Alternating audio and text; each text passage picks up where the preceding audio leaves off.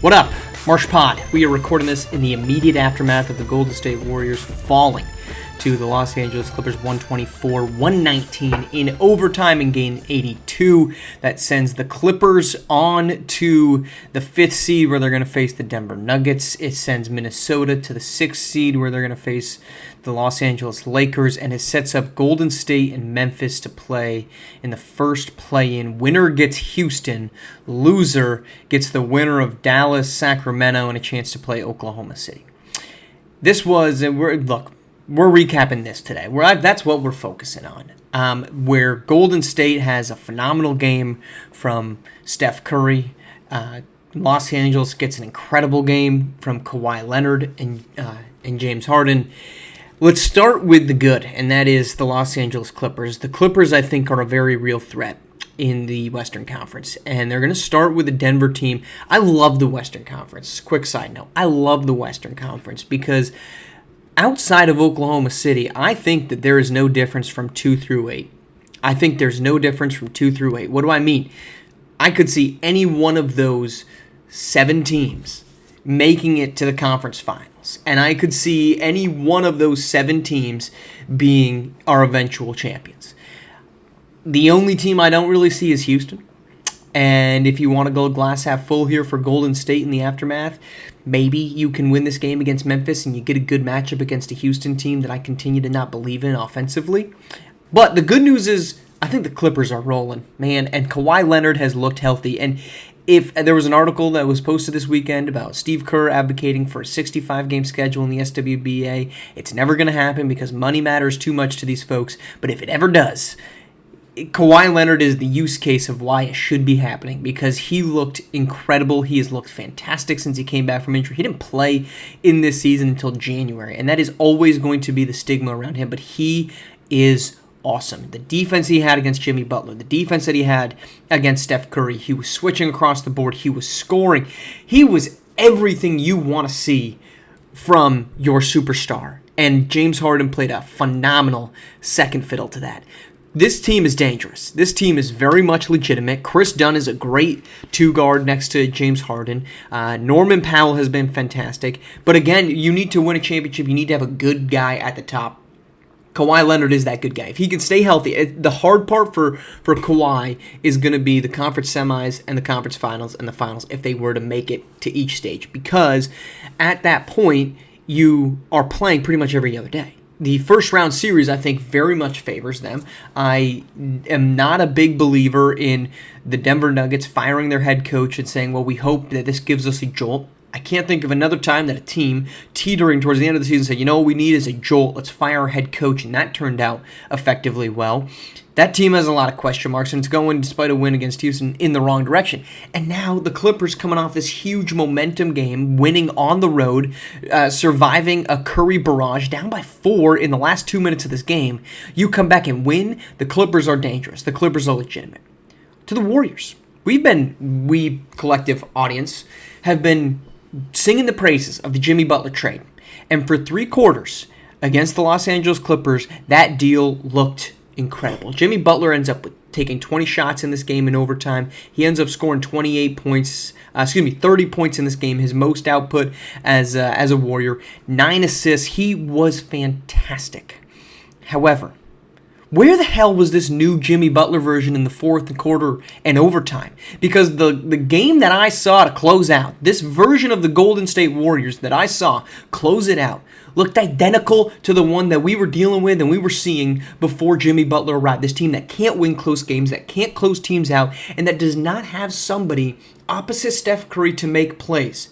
Jimmy Butler took 20 shots in this game. He went 12 of 20. He took 4 shots in fourth quarter and overtime combined.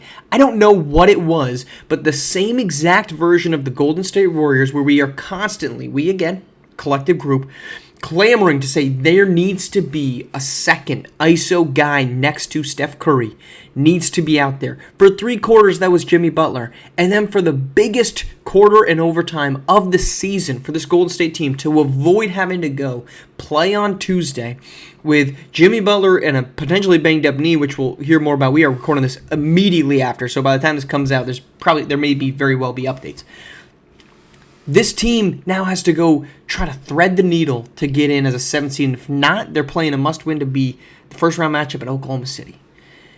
I don't know where that version went, but in the fourth quarter, this team looked identical to the one we'd been seeing all season long. That's concerning to me because you gave Jimmy Butler a 2-year extension with a player option on a third. You didn't play Jonathan Kuminga all season long, and I don't think anybody needs to be reminded my position on Jonathan Kuminga. Spoiler alert, it's high.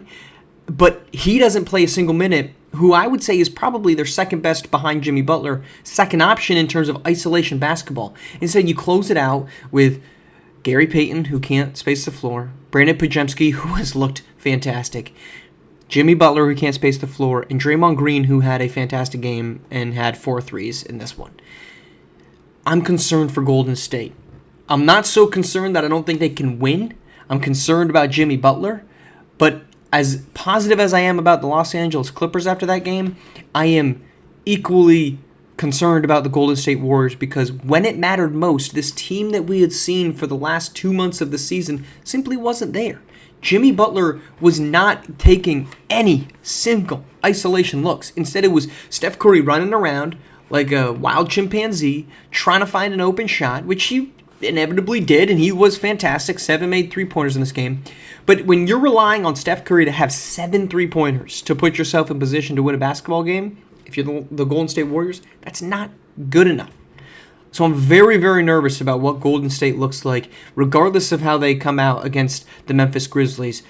It's a favorable matchup. I'm kind of caught in between these two different worlds, right? On the one hand, a win and you get the Houston Rockets. The Houston Rockets, who have been playing fantastic basketball, by the way. Who you're going to need Jimmy Butler to operate on the ball, by the way. But who also have a ton of question marks. They have no interior shot blocker. They have not figured out who exactly is their go-to scorer late in games, which is going to matter in the postseason. I will stand by that. People are going to sit here and say, nope, doesn't matter. They've been playing great. You know who else was playing great? The Memphis Grizzlies, the 2 times they were the number 2 seed, when they lost to the Los Angeles Clippers or when they lost to the Golden State Warriors. Until you get it done, which is what we've seen, but not even get it done, but prove in the regular season that you have a guy that can score at the end of games, which SGA for the Thunder, that's the argument, right? They can't get it done. They haven't done it yet. How can we trust them? We all know my position on that. But the Houston Rockets don't even have a regular season guy to finish out the games. If they can find that, that's great. This is a good basketball team. So on the one hand for Golden State, I'm bullish because you win against Memphis, who just fired their head coach. You win against Memphis in a rivalry matchup, which is going to be appointment television in the play-in, and somehow, again, the Golden State Warriors are in the play-in. And you get a matchup with a team that's very much the biggest surprise of the season. And you've had that before when you took down the Memphis Grizzlies in that 22 championship. That's the bullish side. The bearish side is when you look at this team and say, when you needed your number 2, the guy you gave up a lot of big assets for, to come back into this thing, he didn't show up when the stakes were highest and you needed him the most. That makes me concerned. Overall, looking at the Western Conference playoffs, because that's the one of interest to me, let's do a quick pick. We'll hold off on Thunder Rockets, though I don't know that the Rockets are making out of the first round. I'm going to take the Lakers over the Wolves. I'm taking the Clippers over the Nuggets. So I think both LA teams are going to advance in the Western Conference. To the West, the matchups we know, Cleveland and Boston are going to march on. I should say this, Oklahoma City's marching on regardless too. I don't know that Houston's winning. Cleveland and Boston, I'll take them. New York and Detroit. I like New York in that series. Detroit's been a great story. If they can get that thing to a 6-game series, I think that's a win for them. And then in the 4-5 Pacers-Bucks, just give me the guy that is the best player in basketball that's not named Nikola Jokic, and I'm going to take that team, and that's the Milwaukee Bucks. I love the Pacers. I'm actually wearing a hat from that I got in Gamebridge. I love watching them play. They're an entertaining group, but Giannis is Giannis, and he just finds a way to get things done. They've also won 8 straight games, and if Damian Lillard can come back in the postseason, I don't think he will because I think we would have heard it by now, but I could be surprised. I'll still take the Bucks in that one just because it's Giannis, and Giannis does things. And oh, by the way, it looks like Pat Connaughton might be all SWBA talent with his 40-plus points in a meaningless final game of the regular season, which is the greatest thing. Game 82s with nothing going on, it's just awesome stat line time for random dudes that show out. Pat Connaughton is that random dude. All right, that's our show. We're back on SimWorld today on Tuesday morning. Appreciate you tuning in here.